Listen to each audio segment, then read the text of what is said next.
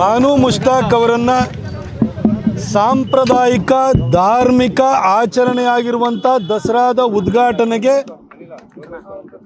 ಮಾನ್ಯ ಮುಖ್ಯಮಂತ್ರಿ ಸಿದ್ದರಾಮಯ್ಯ ಸಾಹೇಬರು ಕರೆದ ಮರುಕ್ಷಣವೇ ನಾವು ಅದಕ್ಕೆ ತಕರಾರನ್ನು ಎತ್ತಿದ್ದೀವಿ. ಕನ್ನಡವನ್ನು ಭುವನೇಶ್ವರಿ ತಾಯಿಯಾಗಿ ಮಾಡಿರೋದ್ರ ಬಗ್ಗೆ, ಅರಿಶಿಣ ಕುಂಕುಮದ ಬಗ್ಗೆ ಬಾನು ಮುಷ್ತಾಕ್ ಅವರು ತಕರಾರನ್ನು ಹೊಂದಿದ್ದಾರೆ. ಅದನ್ನು ಸಹಿಸಿಕೊಳ್ಳುವಂತಹ ಸಹೃದಯತೆ ಆಕೆಯಲ್ಲಿಲ್ಲ.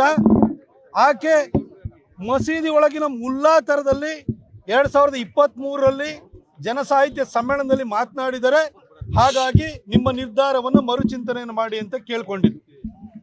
ಆದರೆ ಸಿದ್ದರಾಮಯ್ಯನವರು ಒಂದು ದಿನನೂ ಕೂಡ ಸಮರ್ಥನೆ ರೂಪದಲ್ಲಿ ಸರಿಯಾದ ಉತ್ತರನ ಕೊಡಲಿಲ್ಲ. ನಿಸಾರ್ ಅಹಮದ್ ಅವರು ಬಂದಿರಲಿಲ್ವಾ ಅಂತಾರೆ.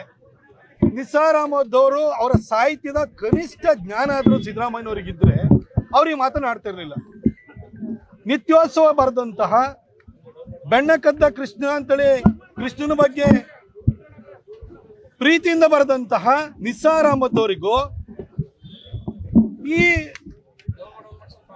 ಮಸೀದಿಯ ಮುಲ್ಲಾ ತರ ಮಾತನಾಡುವಂತಹ ಬಾನು ಮುಷ್ತಾಕ್ಗೂ ವ್ಯತ್ಯಾಸ ಗೊತ್ತಿಲ್ವಾ ಸಿದ್ದರಾಮಯ್ಯನವರೇ? ಇದೇನು ನಿಮ್ಮ ಸೆಕ್ಯುಲರ್ ಕಾರ್ಯಕ್ರಮ ಅಲ್ಲ, ಇದು ರಿಲಿಜಿಯಸ್ ಪ್ರೋಗ್ರಾಮ್ ಇದು. ಹಾಗಾಗಿ ನಾವು ಅದಕ್ಕೆ ವಿರೋಧವನ್ನು ವ್ಯಕ್ತಪಡಿಸಿದ್ವು. ಬಾನು ಮುಷ್ತಾಕ್ ಅವರು ಮಾಡುವಂಥ ಭಾಷಣದ ವಿಡಿಯೋನು ಕೂಡ ನಾವು ಹೊರಗೆ ಹಾಕಿ ಆಕೆಯ ನಿಜ ರೂಪವನ್ನು ಬಹಿರಂಗ ಮಾಡಿ ಆದ ನಂತರನೂ ಆಕೆ ಕನಿಷ್ಠ ಕನ್ನಡಿಗರ ಕ್ಷಮೆ ಕೇಳುವಂಥ ಕೆಲಸನೂ ಮಾಡಲಿಲ್ಲ. ಹಾಗಾಗಿ ನಾವು ಅದಕ್ಕೆ ವಿರೋಧಿಸ್ತಾ ಬಂದು ಈಗ ಕೋರ್ಟನ್ನು ಕೂಡ ಅಪ್ರೋಚ್ ಮಾಡಿದ್ದೀವಿ. ಹಾಗೆ ನಮ್ಮ ಹಿಂದೂ ಜಾಗರಣ ವೇದಿಕೆಯವರು ಚಾಮುಂಡಿ ಬೆಟ್ಟ ಚಲೋ ಅಂತೇಳಿ ಹೇಳಿ ಇವತ್ತು ಪಾದಯಾತ್ರೆಯನ್ನು ಹಮ್ಮಿಕೊಂಡಿದ್ರು. ಸಿದ್ದರಾಮಯ್ಯನವರ ಆ ಪಾದಯಾತ್ರೆಗೂ ಪ್ರಜಾತಾಂತ್ರಿಕವಾಗಿ ನಡೆಯುವಂಥ ಒಂದು ಪ್ರತಿಭಟನಾ ಪಾದಯಾತ್ರೆಗೂ ಕೂಡ ಅವಕಾಶವನ್ನು ಮಾಡಿಕೊಡ್ದಲೆ ಬಂದವ್ರನ್ನೆಲ್ಲ ಕುರುಬಾರಳ್ಳಿ ಸರ್ಕಲಲ್ಲೇ ಅರೆಸ್ಟ್ ಮಾಡಿ ಎಲ್ಲ ಕಡೆನೂ ನಮ್ಮ ಕಾರ್ಯಕರ್ತರನ್ನು ಒಂದು ರೀತಿಯಲ್ಲಿ ಅಟ್ಟಿಸ್ಕೊಂಡು ಹೋಗಿ ಅರೆಸ್ಟ್ ಮಾಡುವಂಥ ಕೆಲಸ ಇವತ್ತು ನಡೀತಾ ಇದೆ. ಇದು ಸಿದ್ದರಾಮಯ್ಯನವರು ತಾಲಿಬಾನಿ ಸರ್ಕಾರವನ್ನು ನಡೆಸ್ತಾ ಇದ್ದಾರೆ ಅನ್ನೋದ್ರ ಬಗ್ಗೆ ಯಾವುದೇ ಅನುಮಾನಗಳಿಲ್ಲ, ಜನಕ್ಕೂ ಕೂಡ ಮನವರಿಕೆ ಆಗೋಗಿದೆ. ಆದರೆ ನಾನು ಸಿದ್ದರಾಮಯ್ಯನವ್ರನ್ನ ಕೇಳ್ತೀನಿ, ಸರ್ ಇದೇ ನೀವು ವಿರೋಧ ಪಕ್ಷದ ನಾಯಕರಾಗಿ ಬಳ್ಳಾರಿಗೆ ಪಾದಯಾತ್ರೆ ಹೋಗಿದ್ರಲ್ಲ, ಅವತ್ತು BJP ಸರ್ಕಾರ ಅಧಿಕಾರದಲ್ಲಿತ್ತು, ಅವತ್ತು ನಾವು ಹಿಂಗೆ ನಡ್ಕೊಂಡಿದ್ವ ಸರ್? ನಿಮಗೆ ನೀವು ಊರೂರಲ್ಲೆಲ್ಲ ಅಹಿಂದ ಸಮ್ಮೇಳನಗಳನ್ನ ಮಾಡಿದ್ರಿ, ಆಗ ನಿಮಗೇನಾದರೂ ನಾವು ತಡೆಯೋಕ್ಕೆ ಬಂದಿದ್ವಾ? ನಿಮ್ಮ ಹೋರಾಟಗಳಿಗೇನಾದ್ರು ನಾವು ಅಡ್ಡಿಪಡಿಸಿದ್ವಾ?